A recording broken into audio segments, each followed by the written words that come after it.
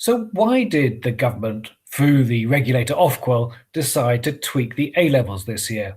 Well, essentially, it was because they thought that teachers had been too optimistic or had inflated the grades, and they want to keep A-level grades the same standard every year, the gold standard as they like to call them. And if they hadn't done that, they looked at the grades that the teachers had submitted and they realized they were inflated very significantly. And it would have meant that A-levels were a different standard this year to other years. Some people think that doesn't matter, but the government thought it did matter, and that's why the computer algorithm got involved.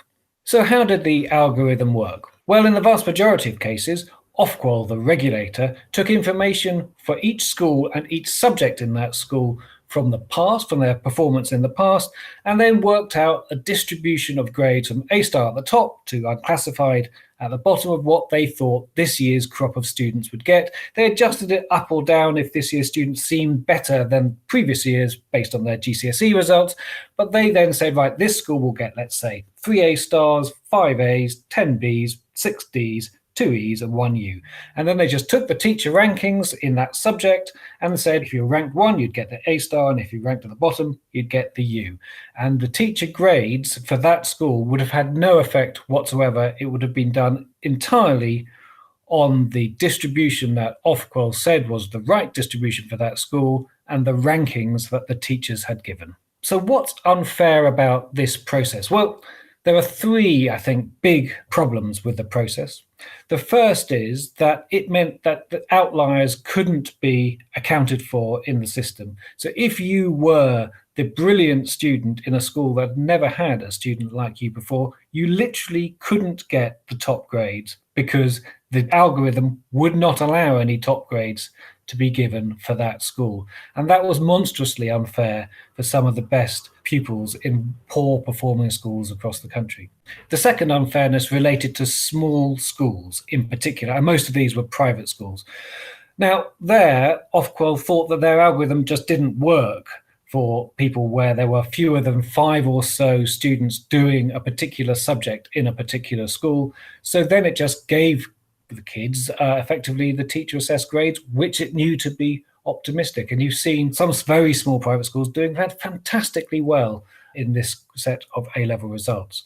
So, and it also, you see that in some subjects doing well, where generally, whether it's private or state school, they're very small groups of students taking that A-level. So we see big increases in the marks for German, for classical Greek, for music.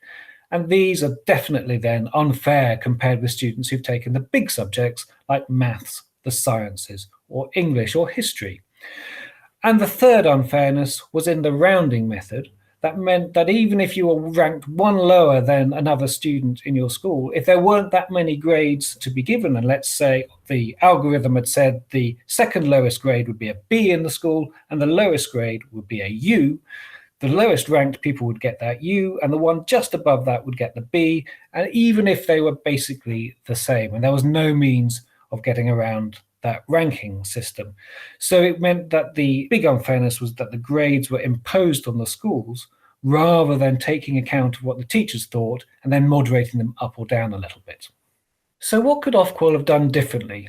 Well, moderation or standardization isn't a new thing and happens in education all the time. In primary schools, writing exams, for example, at the age of 11, are moderated every year. Doesn't cause any particular problem because you use the teacher grades and then you use whatever evidence exists to mark them up or down a bit if certain schools have been seen to be over-optimistic or pessimistic.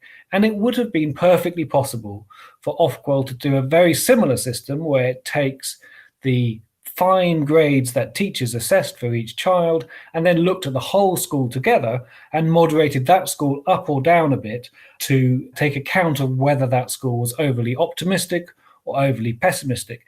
And it could have given schools effectively a score they had to reach in advance. So they would know and have the internal arguments about whether they'd been too optimistic or too pessimistic, or whether German had been too optimistic and computer science had been too pessimistic. And they could have that argument when they know the children rather than it all being imposed by an algorithm.